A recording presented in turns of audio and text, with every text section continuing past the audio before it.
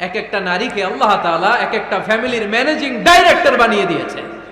অনেক স্ত্রী আছে স্বামী ঘরে ঢুকলেই ঘরে আটা নাই, রুটি নাই, চাল নাই, ডাল নাই। অনেক বোনেরা আছে বাইরে যাওয়ার সময় পার্লারিং করে মেকআপ করে সুন্দর জামা কাপড় পরে বাইরে যায়, আর স্বামীর সামনে আসলে বুয়ার মতো থাকে। ড্রাইভারের সাথে কথা বলার সময় মিষ্টি হাসি দিয়ে কথা বলে। বাজারে শপিং করতে গেলে আসসালামু আলাইকুম ভাই কেমন আছেন, কি সুন্দর আসসালামু আলাইকুম। স্বামীর সামনে আসলে আর এই মিষ্টি কথাটা নাই।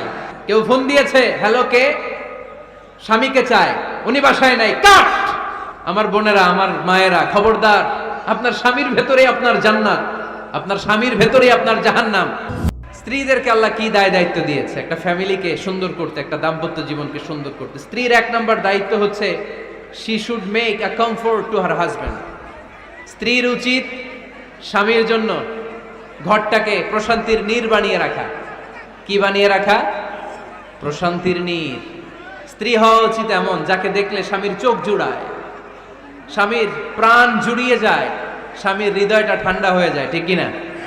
আর স্ত্রীর দিকে তাকালে যদি মেজাজ গরম হয়ে যায়, মেজাজ খিটখিটে হয়ে যায়, ঝামেলা আছে না নাই? ঝামেলা আছে। এজন্য মেহেরবানি করে আমাদের বোনরা যারা এমন কোনো কাজ করবেন না যেটা স্বামীর মেজাজকে খিটখিটে করে দেয়, কারণ আল্লাহ তাআলা আপনাদেরকে তৈরি করেছে লিতাসকুনু ইলাইহা, স্বামী আপনার কাছে গেলেই যেন তার হৃদয়টা প্রশান্ত হয়ে যায়, ঠিক কিনা? অনেক স্ত্রী আছে না জেনে না বুঝে স্বামীর সাথে এমন খিটখিটে মেজাজ দেখায় যেটা স্বামীর জন্য মেনে নেওয়া কষ্টকর।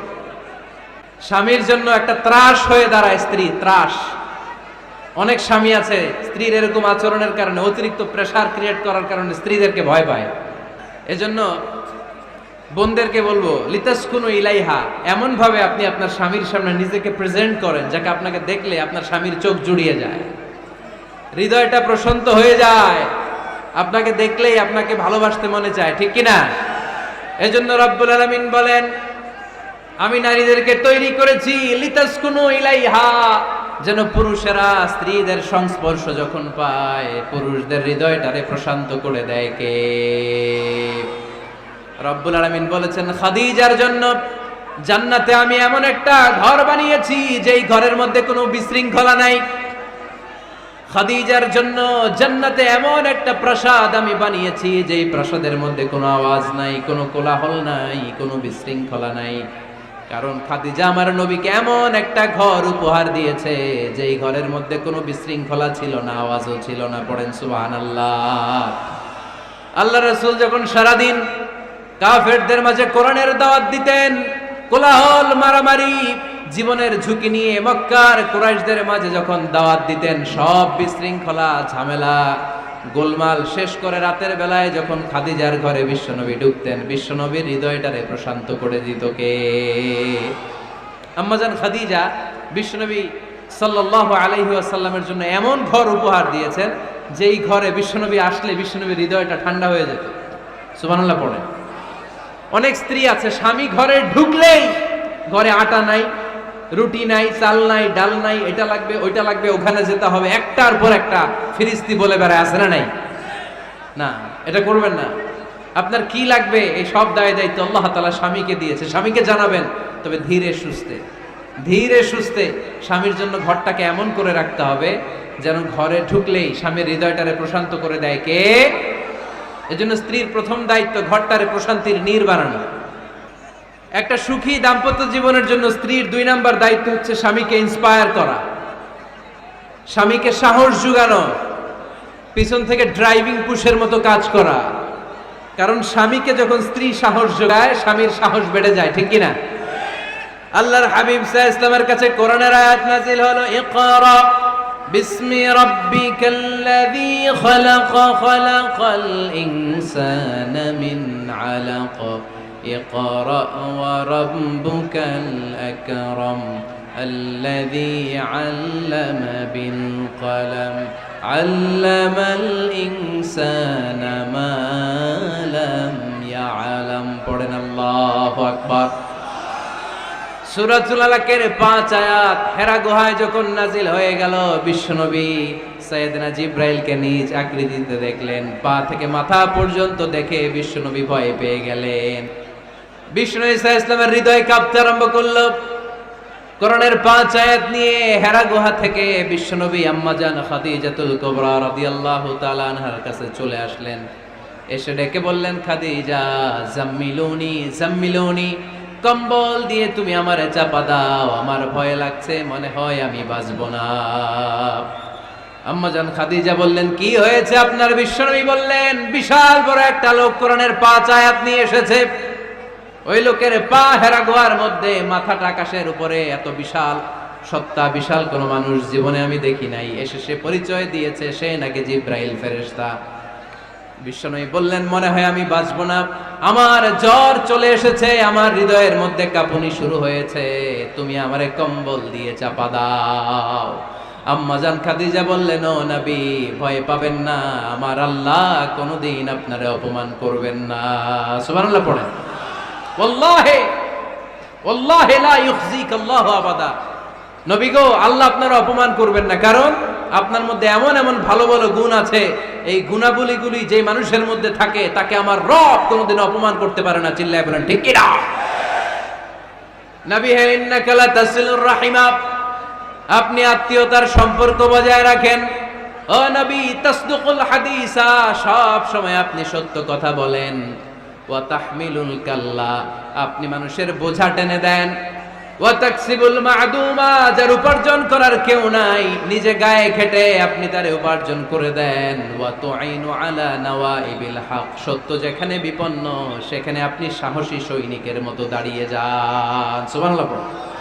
নবী হে, আপনি ভয় পাবেন না, কারণ আপনি এমন অসাধারণ ব্যক্তিত্ব, এমন জনকল্যাণমূলক কাজের আঞ্জাম আপনি দেন, এরকম লোককে আল্লাহ কখনো অপমান করতে পারে?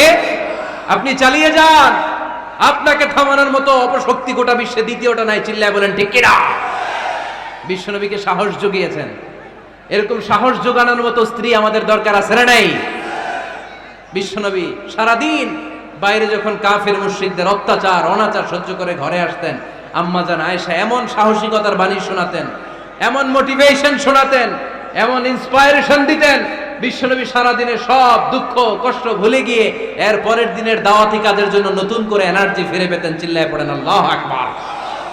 এজন্য স্ত্রীর 2 নাম্বার কাজ হচ্ছে স্বামীকে সাহস যোগানো। 2 নাম্বার কাজ কি? স্বামীকে সাহস যোগানো, স্বামীকে সাপোর্ট দেয়া। স্ত্রীর 3 নাম্বার কাজ হচ্ছে স্বামীর ডাকে সাড়া দেয়া। কি দেয়া? স্বামী যদি স্ত্রীর সঙ্গ পেতে চায়, স্ত্রীর ওই ডাকে সাড়া দিতে হবে। রাতের বেলা স্বামী যদি স্ত্রীর সঙ্গ চায়, আর স্ত্রী যদি সঙ্গ না দিয়ে চলে যায়, ফজর পর্যন্ত স্ত্রীর উপর আল্লাহর ফেরেশতারা লানত দিতে থাকে। চিল্লায় পড়েন নাউযু বিল্লাহ। তবে হ্যাঁ, ভ্যালিড যদি কোনো কজ থাকে, ভ্যালিড কজ, অসুস্থতা, অন্যান্য কমপ্লেক্সিটি যদি থাকে সেটা ভিন্ন ব্যাপার। কিন্তু ইগোর কারণে, ইগো, মেজাজ দেখিয়ে, রাগ দেখিয়ে কোনো বোন যদি স্বামীর আহ্বানে সাড়া না দিয়ে মুখ ফিরিয়ে চলে যায়, ফজর পর্যন্ত আল্লাহর ফেরেশতারা ওই মহিলার উপর লানত দিতে থাকে। আওয়াজ করে পড়তে হবে নাউযু বিল্লাহ। আবার বিশ্বনবী বলেছেন, খবরদার, রমজান ছাড়া কোন নফল রোজা কোন স্ত্রী যদি রাখতে চায়, নফল রোজা রাখার আগে স্বামীর কাছ থেকে যেন সে অনুমতি নিয়ে নেয়। নফল রোজা, আওয়াজ করে বলেন কি রোজা? ফরজ রোজা না। দিনের বেলা যেহেতু রোজা রাখতে হয়, কোন নারী, কোন যুবতী নারী, বয়স্ক নারীদের কথা ভিন্ন, কোন যুবতী নারী যদি নফল রোজা রাখতে চায়, সে তার স্বামীর পারমিশন নেবে। কারণ হয়তো স্বামী দিনের বেলা স্ত্রীর সঙ্গ চেতে পারে, ঠিক কিনা? এজন্য স্বামীর কাছ থেকে পারমিশনের দরকার আছে না নাই? দাম্পত্য জীবনকে সুখময় করতে হলে একজন স্ত্রীর 4 নম্বর দায়িত্ব হচ্ছে নিজের সতীত্বের হেফাজত করা। 5 নম্বর দায়িত্ব হচ্ছে স্বামীর সম্পদের হেফাজত করা। সাইয়েদনা আবু সুফিয়ান রাদিয়াল্লাহু তাআলা আনহু ছিলেন খুব কৃপণ মানুষ, বিষ্ণু ঈসা ইসলামের শ্বশুর। সেই বুখারীতে এসেছে, ওনার স্ত্রী এসে আল্লাহ রাসূল সাল্লাল্লাহু আলাইহি ওয়াসাল্লামের কাছে বলেন, ইয়া রাসূলুল্লাহ, ইন্না আবু সুফিয়ান রাজুলুন শাহীহ। হে আল্লাহর রাসূল, আবু সুফিয়ান খুব কৃপণ মানুষ, আমার আর আমার সন্তানদের খরচের জন্য যে টাকা পয়সা লাগে আমার স্বামী দেয় না। এখন আমার স্বামীর অনুমতি ছাড়া সিন্দুক থেকে টাকা নেয় আমার জন্য জায়েজ কিনা? আল্লাহর হাবিব বললেন, হ্যাঁ, স্বামী যদি কৃপণ হয় তাহলে ফ্যামিলির খরচের জন্য যতটুকু দরকার অতটুকু নিতে পারবা, ওইটারে ক্ষমা করে দিবে কে? আমাদের অনেকের মধ্যে অনেক কৃপণ লোক আছে না নাই? এই কৃপণ লোক যদি থাকে, আপনার অনুমতি ছাড়াও ভাবি আপনার পকেট থেকে টাকা নিতে পারবে। কৃপণ যারা, তাদের পারমিশন ছাড়া পকেট থেকে আলমারি থেকে টাকা নিয়ে যতটুকু দরকার ফ্যামিলির ততটুকু খরচ করা যাবে, অতিরিক্ত খরচ করা যাবে না। 6 নাম্বার দায়িত্ব হচ্ছে ছেলে মেয়েদেরকে দেখাশোনা করা, ছেলে মেয়েদেরকে বুকের দুধ খাওয়ানো। অনেক মা আছে ছেলে মেয়েদেরকে বুকের দুধ খাওয়াতে চায় না, আছে না নাই? হ্যাঁ, ডানু খাওয়ায়, ডানু। আর কি খাওয়ায়? হ্যাঁ, মিল্ক ভিটা, আর নিডো, নেসলে, সেরেলাক, আর হ্যাঁ বায়োমিল। মাশাআল্লাহ, অনেক নাম জানেন তো আপনারা। মেডিকেয়ার। তো এই বুকের দুধ খাওয়াতে চায় না অনেক মায়েরা। আপনার বুকের দুধের মধ্যে বাচ্চাদের জন্য আল্লাহ রাব্বুল আলামিন ন্যাচারাল ভ্যাকসিন দিয়ে দিয়েছেন। চিল্লায় পড়েন সুবহানাল্লাহ। ন্যাচারাল, প্রাকৃতিক টিকা। বাচ্চার জীবনের প্রথম টিকাটা, সন্তানের জীবনের নবজাতক শিশুর প্রথম টিকাটা আল্লাহ তাআলা মায়ের বুকের শাল দুধের ভেতর দিয়ে দিয়েছেন। সুবহানাল্লাহ পড়ে। টিকাগুলো তো বাজার থেকে কিনতে হয়, প্রথম টিকাটা আল্লাহ ফ্রি দিয়ে দিয়েছে। সুবহানাল্লাহ পড়বেন না?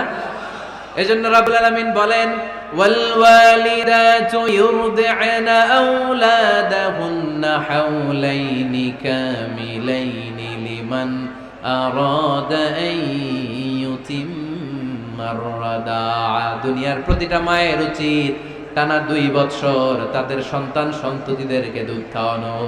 কয় বছর? আওয়াজ করে বলতে হবে, কয় বছর? মায়ের বুকের দুধ যে ছেলেগুলো খায় না, এদের ব্রেনের গ্রোথ হয় না। এগুলো হয় বলদা নাম্বার 1। কি হয়? বলদা নাম্বার 1। ফার্মের মুরগির মতো এগুলা। ফার্মের মুরগি দেখছেন? হ্যাঁ, ফার্মের দোকানে যখন কিনতে যাবেন, এটারে নিয়ে যেখানে ওজন করে ওইখানে বসা রাখলে ওইখানেই বসে থাকে। আধা ঘন্টায় উঠবে না, এটা বসেই থাকে। আর গ্রামের মুরগি দেখছেন, দেশি মুরগি, ধরতে পারবেন এটারে? খবর আছে, ঘাম ছুটায় ছাড়বে। তো মায়ের বুকের দুধ গুলা খায়, এগুলা দেশি মুরগির মতো। আর এই নিডু যেগুলো, এগুলো 1 নাম্বার বলদা হয়, আর ফার্মের মুরগির মতো হয় কিনা? উদাহরণটা দিলাম এই জন্য, আপনার সন্তানের ভবিষ্যতের কথা বোঝানোর জন্য উদাহরণটা দিয়েছি। বুকের দুধ খাওয়াবেন, এর মধ্যে আল্লাহ তাআলা এমন নিউট্রিশন, পুষ্টি গুণ দিয়ে মায়ের বুকের দুধকে আল্লাহ তাআলা সমৃদ্ধ করেছে।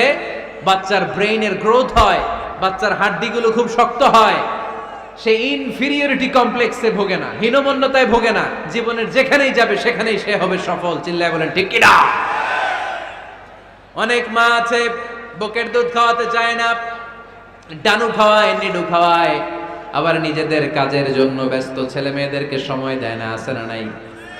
নারীরা চাকরি করতে পারবে, হেজাব করে নিজেকে পর্দার মধ্যে রেখে শিক্ষকতা করতে পারবে, ডাক্তারি করতে পারবে, সব পেশায় তারা যেতে পারবে। নিজেদেরকে পর্দার মধ্যে রেখে হেজাব পরে সব জায়গায় যেতে পারবে। কিন্তু সন্তানদেরকেও দেখাশোনার দরকার আছে না নাই? অনেক মায়েরা নিজেরা থাকে চাকরিতে, আর ছেলে মেয়েদেরকে দিয়ে রাখে কাজের মেয়ের কাছে। আছে না নাই? মনে রাখবেন, আপনি যদি অফিসে চাকরিতে ব্যস্ত থাকেন আর ছেলে মেয়ে যদি কাজের মেয়ের কাছে মানুষ হয়, তাহলে ছেলে মেয়ে আপনার আচরণ পাবে না, সে কাজের মেয়ের বুয়ার আচরণ পেয়ে পেয়ে বড় হবে। চিল্লায় বলেন ঠিক কিনা?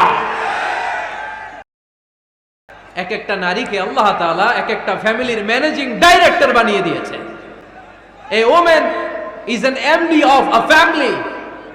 একজন নারী একটা ফ্যামিলির ম্যানেজিং ডাইরেক্টর। এখানে অনেক কাজ আছে মিয়া।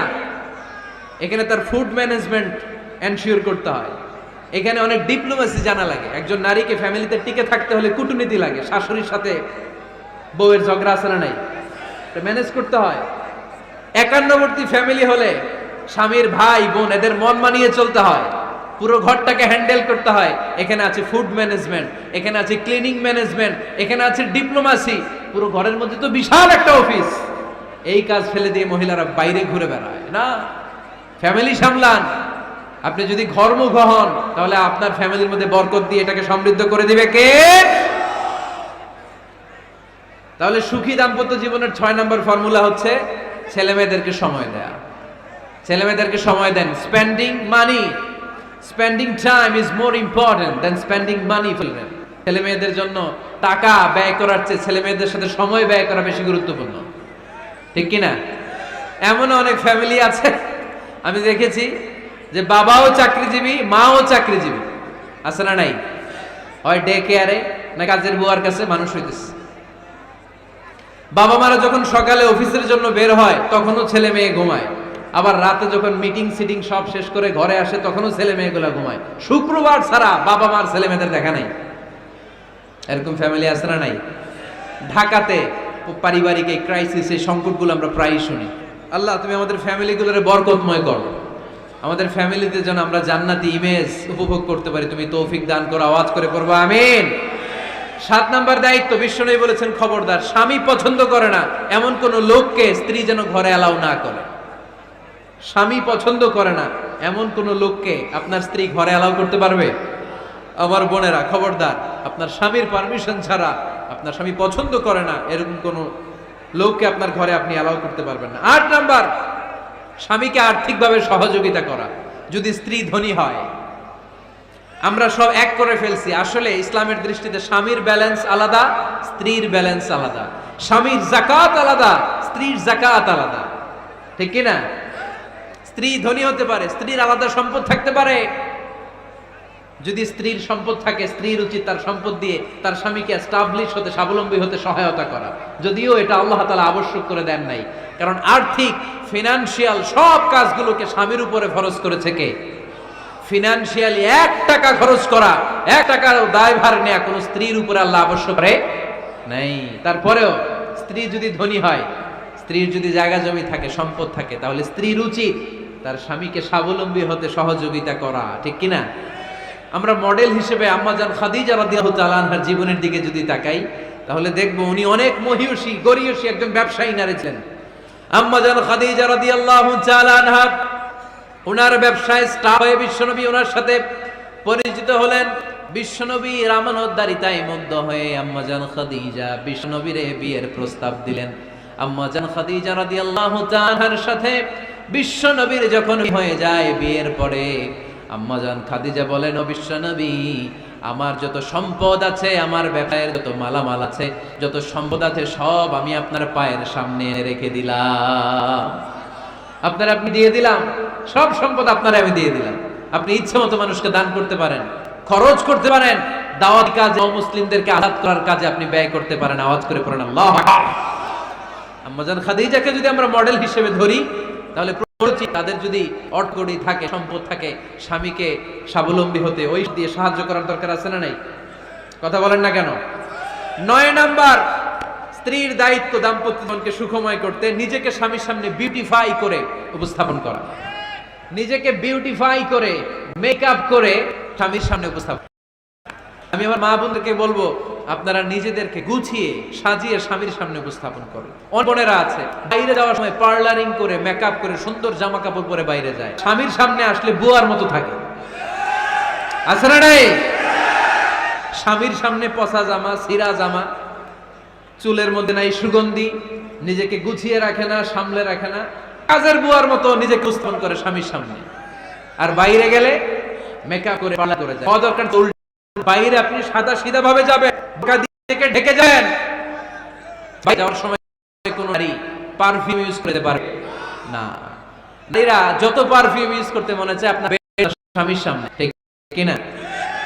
স্বামীর সামনে পারফিউম ইউজ করে স্বামীর জন্য, এটা সাজুগুজু থাওয়া বাধা নাই। ইসলাম কতটা চেক এন্ড ব্যালেন্স, কতটা ভারসাম্যপূর্ণ জীবন। খবরদার, নারীরা ডিওডোরেন্ট ইউজ করে বাইরে যেতে পারবে, যে সে তার পিঠে ইউজ করে, কিন্তু সাজালো পারফিউম বোরকার উপর দিয়ে মেরে কোনো নারী বাইরে যেতে পারবে? কথা বলেন। সুনানে নাসাইর হাদিস, আল্লাহর হাবিব বলেন, আইয়ুমা ইমরাআতিন ইস্তা'তারাত মারাত আলা কওমিন লিয়াজিদু রিহাহা ফাহিয়া জানিয়া। কোন নারী যদি তার জামার উপর দিয়ে পারফিউম মেখে পুরুষ লোকের দৃষ্টি আকর্ষণের জন্য ঘরের বাইরে বের হয়, যতটা পুরুষ তার চেহারার দিকে লোলুপ দৃষ্টি নিয়ে তাকাবে, ততটা পুরুষের সাথে জিনার গুনাহ মহিলার আমলনামায় তুলে দিবে কে? পারফিউম মেখে যদি কোনো নারী বের হয় এই উদ্দেশ্যে যে ছেলেরা আমাদের প্রতি আকৃষ্ট হবে, যতটা ছেলে তার দিকে তাকাবে, প্রত্যেকটা ছেলের সাথে জিনার গুনাহ আল্লাহ তাআলা এমনি তার আমলনামায় তুলে দিবে। নাউজুবিল্লাহ পড়েন। এজন্য খবরদার, নিজেকে সাজিয়ে গুজিয়ে স্বামীর সামনে থাকতে, সাজিয়ে গুজিয়ে। অনেক স্ত্রীরা আছে ড্রাইভারের সাথে কথা বলার সময় মিষ্টি হাসি দিয়ে কথা বলে। বাজারে শপিং করতে গেলে আসসালামু আলাইকুম ভাই, কেমন আছেন? কি সুন্দর আসসালামু আলাইকুম। স্বামীর সামনে আসলে আর এই মিষ্টি কথাটা নাই, আছে না নাই? এতবার চিকলায় কিসের সালাম আলাইকুম? হ্যাঁ না, বাইরে আপনি সালাম আলাইকুম দিয়ে যাবেন না, ঝটপট কথা বলে সে। কেউ ফোন দিয়েছে, স্বামীকে চায়, উনি বাসায় নাই, কাট।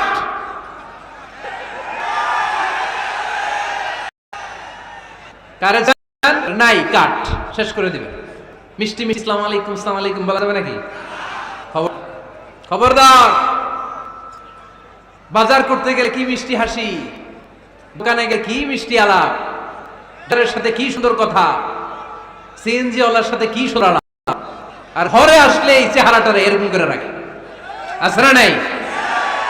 ঘরে আসলে স্বামীর সাথে খিটখিটে মেজাজ না, বোনেরা উল্টো করে ফেলছেন আপনি। বরং স্বামী ছাড়া অন্যদের সাথে কথা শর্টকাটে সারেন, যাতে কোনো ফিতনা চলে না আসে। চিল্লায় বলেন ঠিক কিনা? আর নিজেকে স্বামীর জন্য উজাড় করে যান, পার্লারিং করেন, বিউটিফিকেশন করেন, মেকআপ করেন, বেডরুমে পারফিউম মাখেন, নিজেকে উজাড় করে স্বামীর জন্য সাজান। সওয়াব দিয়ে আপনার আমলনামাটারে পূর্ণ করে দিবে কে? বিশ্বনবী যখন সফরে যেতেন, সফর থেকে ফিরে আসার সময় ডিরেক্টলি স্ত্রীর ঘরে যেতেন না। বিশ্বনবী একজনকে ঘরে পাঠিয়ে দিতেন, মদিনার কণ্ঠে কিছু সময় অপেক্ষা করতেন, আর বলতেন আজকে আমি আয়েশার ঘরে যাব, আয়েশারে যে বলো আমি এসেছি, কয়েক ঘন্টা পরে আয়েশার ঘরে আমি ঢুকবো। সুবহানাল্লাহ। স্ত্রীকে সময় দেন, কারণ স্ত্রী হয়তো কাজ করে, ঘর গুছায়, ঘেমে থাকতে পারে, তাকে নিজেকে গুছানোর জন্য সময় নাই। সফর শেষ, এই বুখারীর হাদিস, বিশ্বনবী যখন সফর শেষ করে দিনায় ফিরতেন, ডিরেক্টলি স্ত্রীর কাছে যেতেন না, মদিনার উপকণ্ঠে ওয়েট করতেন এবং বার্তাকে পাঠাতেন যে বলো সফিয়ার ঘরে থাকবো। সফিয়াকে সময় দিতেন 2-1 ঘন্টা, যাতে নিজেকে সাজিয়ে নিতে পারে। সুবহানাল্লাহ। বোনেরা, আমার মায়েরা, খবরদার, আপনার স্বামীর ভেতরেই জান্নাত, আপনার স্বামীর ভেতরেই আপনার জাহান্নাম। স্বামীর খুশি রাখতে পারলে তার দরজাগুলো আপনার জন্য থেকে ক্যাপাসিটির বাইরে কিছু চাবেন না। এই 10টা স্ত্রীদের দায়িত্ব, এই 10 পয়েন্ট স্ত্রী স্বামীর জন্য এইভাবে স্যাক্রিফাইস, এইভাবে আঞ্জাম দিতে পারে। এই স্ত্রীদের জন্য জান্নাতের দরজাকে খোলা রেখেছে কে? আওয়াজ করে বলতে হবে, খোলা রেখে দিয়েছেন কে?